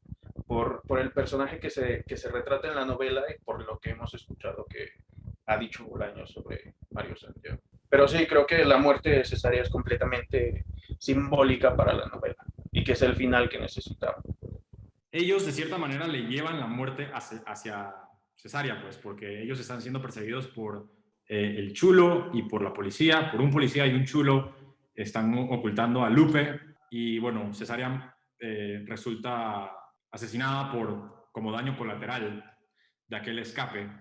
Y me parece interesante porque leyéndolo ahora en sentido cronológico, es decir, leyendo la primera parte y luego la tercera, me parece interesante el hecho de que la segunda parte ahora parece una forma de desintegración o de culpa. Es decir, yo creo que después de ese momento en adelante, Ulises Lima y Arturo Belano sienten una culpa, me imagino una terrible culpa, pues, por el hecho de que llevaron la muerte hacia Cesárea. Y Cesárea se llama Cesárea por algo, pues, porque es de cierta manera como Auxilio la madre de los poetas, es la madre de los real visceralistas y por accidente la asesinaron o por accidente murió por su culpa. Y de ahí en adelante lo que vemos en la segunda parte es la desintegración de este grupo, pues. Belano y Lima tienen que huir, Lima huye a París, vive una vida muy trágica, Belano también huye a Barcelona y vive una vida trágica, pero una vida trágica sutil, es decir, no es una tragedia al estilo de Philip Roth, pues porque lo que vemos es una tragedia meramente emocional, pero teniendo eso en cuenta,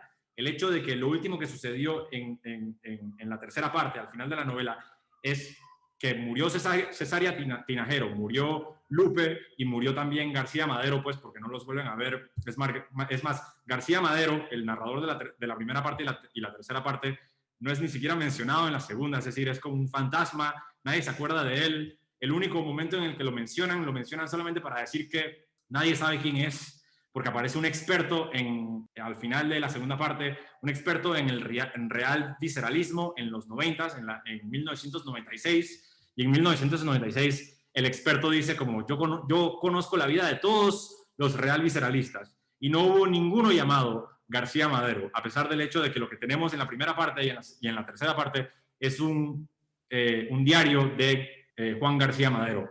Y este personaje claramente fallece pues en el desierto junto con Lupe. Ese es el principio de la muerte de la vida del poeta, pues. Yo creo que aquí lo que se retrata es como la desintegración de el aspecto metafísico y ontológico de la poesía a raíz de estos personajes que accidentalmente la destruyeron, pues. Me parece trágico, pues.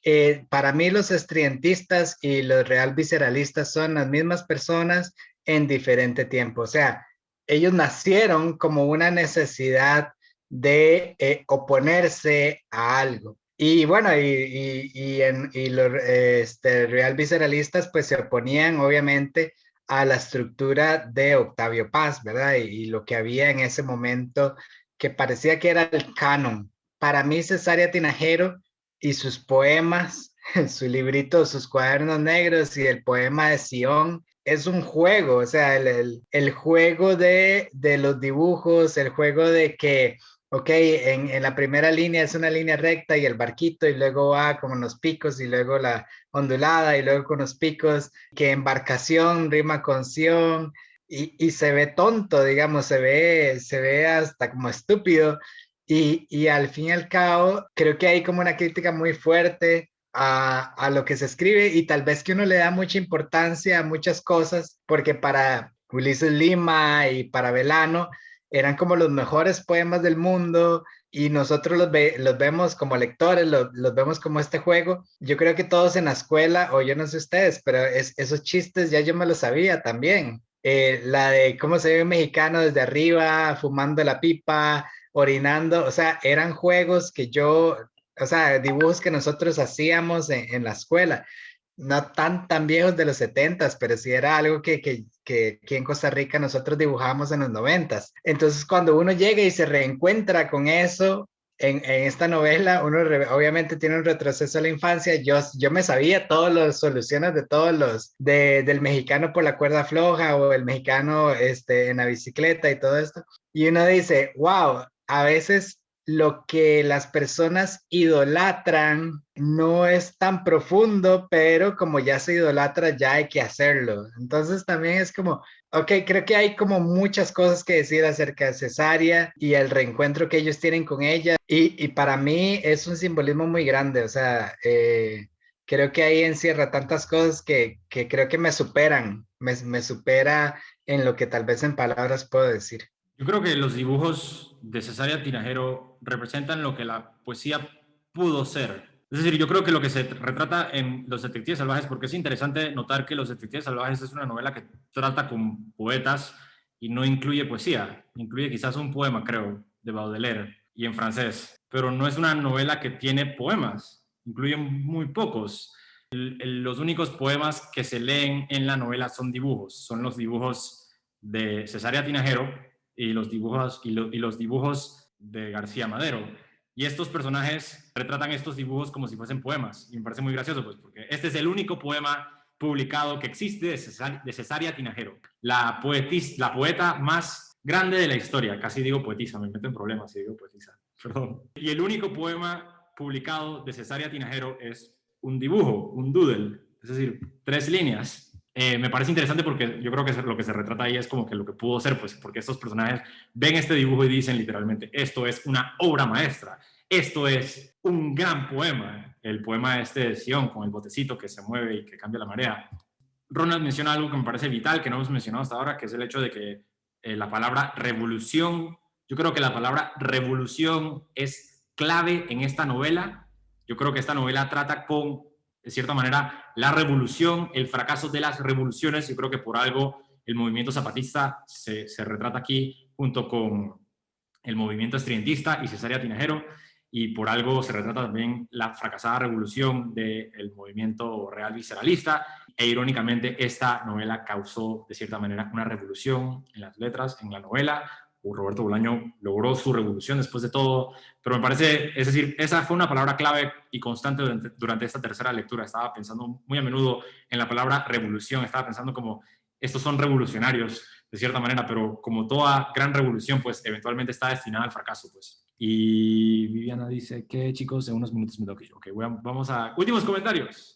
Ay, ya se me iba a olvidar, pero no sé si les pasó, a mí me encantó la parte en la que García Madero habla de las formas de la poesía, que les hace preguntas a todos en el viaje, que si saben qué es tal y tal y tal, esa parte me fascina. O sea, siento que es como muy snob, pero me parece fantástica esa parte. Y que si no sabes sobre eso, es un buen motivo para buscar ese tipo de poesía o si realmente esas técnicas son utilizadas y en qué medida. Esa parte me encanta. A mí, César, me encanta esa parte porque es una parte muy intelectual, ¿verdad? Solo las personas realmente que estudian el español o que estudian estas formas se la saben. Y a la vez llega Lupe y dice, ¿y ustedes saben qué es un tal cosa? Y dice, ah, eso es un puro de marihuana. Y esto, entonces ahí hay como una balanza que dice que usted sepa palabras y que otras personas no las sepan, no quiere decir que usted sea más o mejor que las otras personas, porque estas otras personas saben otras palabras de las cuales usted no tiene ni idea de lo que son. Entonces, esa contraposición creo que es una crítica grandísima, directa y fuertísima a todo este sistema que dice Viviana, el sistema de la élite que maneja la cultura, porque la cultura te dice, si sabes estas reglas o si sabes qué significa esto, sos un buen escritor. Y por otro lado, esa gente no sabe un montón de cosas que sabe la gente de la calle, ¿verdad? Entonces, ahí te pregunto, bueno, entonces, ¿qué es cultura? ¿Saber qué o de qué? Yo no creo que eso sea una crítica. Es decir, yo creo que eso es un chiste, pero bueno. Yo me quedo también, que no lo hemos compartido y comentado, es que, bueno, en eso de su juventud son gente que comienza a visitar varias librerías en la Ciudad de México. Hablan, por ejemplo, de la librería del sótano, etcétera, y de lo que roban libros. Me parece una de las cosas más divertidas que hay en esos escritores jóvenes que no tienen dinero y que quieren ir a robar libros porque pues tienen que hacerlo y lo hacían. Entonces dice, por ejemplo, iban a robar poemas de Roque Dalton, de Lezama Lima, de Enrique Lin. Creo que es interesante también las menciones a grandes escritores que hacen. Entonces, a la gente que se acerque a Roberto Bolaño van a encontrar menciones, por ejemplo, a Lezama Lima, que es un gran poeta, o luego habla de otras librerías y habla de este libro de Borges, El informe de Brody. O sea, es un libro en el que vas a encontrar tantos otros escritores que te abren muchas puertas. Es de esos libros realmente iniciáticos. Creo que es divertido, pero a la vez, como has dicho, Arturo, creo que tiene no tristeza, pero sí un aire de melancolía, nostalgia de lo que pudo ser y no fue, que prácticamente es cuando uno voltea, cualquier persona, no tienes que ser un intelectual ni nada, solo es voltear y ver qué eras tú en tu juventud y no fue. O sea, es esa ilusión de juventud que tristemente en la mayoría de los casos no ha sido. El mundo no es como lo crees en la juventud. Es eso. Sí, todo lo que menciona, estoy totalmente de acuerdo. La novela es enciclopédica, tiene un montón de contenido erudito. La primera vez que la leí fue hace como 4 años atrás y no había leído tanto como he leído ahora, y me enorgullece haberla leído esta tercera vez y haberla disfrutado mucho más porque entendía muchas de las referencias que antes no había captado. Es una novela para literatos. Y una cuestión interesante es todas estas anécdotas que cuenta Roberto Bolaño a lo largo de su obra completa, de personas que roban libros en librerías. Aquí en Costa Rica, en una ocasión, entré a una librería y sujeté un libro de Roberto Bolaño, era El Tercer Reich, e inmediatamente se paró un guardia de seguridad atrás de mí. Y yo creo que en las librerías tienen como esa regla, como que cuando alguien entra a la librería y sujete un libro de Roberto Bolaño, péguenle el ojo, pero nunca roba un libro. Lo que dice Viviana a mí me encanta de las referencias que tiene Bolaño. Por ejemplo, en 2666 que menciona Doris Lessing. Eso me encanta porque, como dices, es un libro con demasiado contenido y que yo no he visto que nadie, hasta al menos ahora, no recuerdo a alguien que tenga tantas menciones a otros escritores como Bolaño. No recuerdo una novela así. Tal vez Rod se acerque en algunas partes de sus novelas, pero no de la manera en la que lo hace Bolaño. Y lo que decía Ronald, de que todos somos ignorantes de alguna manera, porque él conocía los dibujitos de un mexicano en la cuerda floja y yo jamás los había visto hasta que leí la novela. Entonces... Sí, Ronald, yo no sé con qué tipo de amigos usted creció que estaban así de mexicanos. Escuela fue. ¿Están de acuerdo? Cometemos aquí una imperdonable blasfemia. No le tienen que gritar a la pantalla porque para eso está específicamente diseñada la sección de comentarios. Si disfrutaron del episodio, den un clic en el botón de suscribirse y al like para que el algoritmo de YouTube esté a su favor. Mil gracias a Viviana, a Ronald y a César por acompañarme aquí hoy. Esto fue Dialéctica.